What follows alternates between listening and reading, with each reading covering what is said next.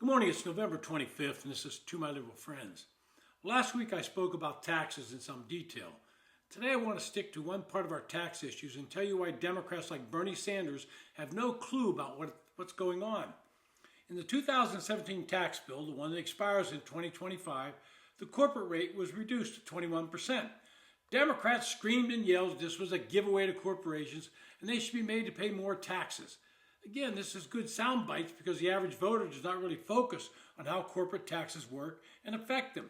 Democrats are sounding alarms that if Trump raises tariffs on China and other countries, it will force companies to raise prices on the goods they import. That's exactly what happens when they have to pay higher taxes. The costs are pushed on to the buyer of the products. When Barack Obama was president, he saw a wave of U.S. companies moving their corporate tax status overseas to find a more hospitable environment on taxes. He recommended cutting the corporate rate from what it was then, 34%, to 22%. But when Republicans actually cut the corporate rates, if you listen to Democrats, you'd have thought they took away their firstborn. Now, one of the easiest places to move that tax status was to Ireland. Their corporate rate was 12.5%, and only recently did they move it up to 15% to be in compliance with the international agreement. These companies don't move their manufacturing plants from either the U.S. or other nations, just their corporate tax staff and a few executives. The result has been a massive boon to Ireland. They're awash in money, and so much they can't really spend it all. The country currently has so much money it pumps cash into not one but two sovereign wealth funds. It's so flush that the budget watchdog doesn't warn about not having enough money, but rather that the government is spending too much that could overheat their economy. In Dublin, authorities are building what might become the world's most expensive children's hospital.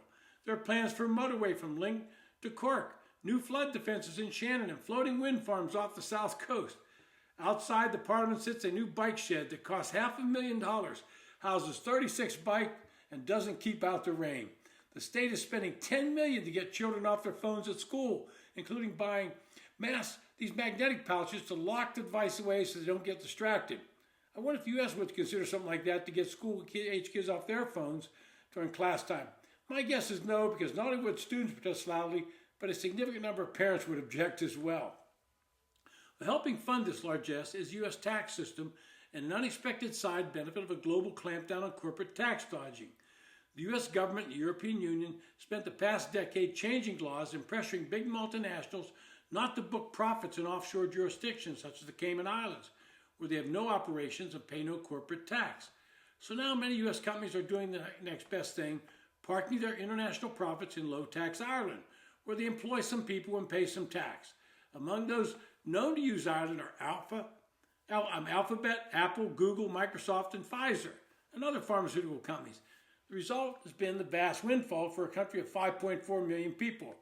Ireland, as I said, now offers a 15% corporate tax rate to big companies compared to 21% in the U.S. and expects in 2024 to have raked in 37.5 billion euros.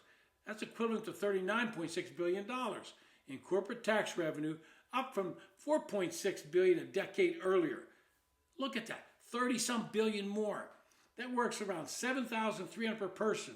In the neighboring UK, a corporation tax generated about $13 $1,300 ahead in fiscal 24. Not bad for Ireland. A country that was once famed for mass immigration, newly went bankrupt 15 years ago following a banking crisis, is now importing workers to build everything from wind farms to houses and surging demand, a shift in economic fortunes almost unimaginable a generation ago. Historically, Ireland has loads of people with no money, says Sean Coffey of the Irish Fiscal Advisory Council. Now we got loads of money and not enough people.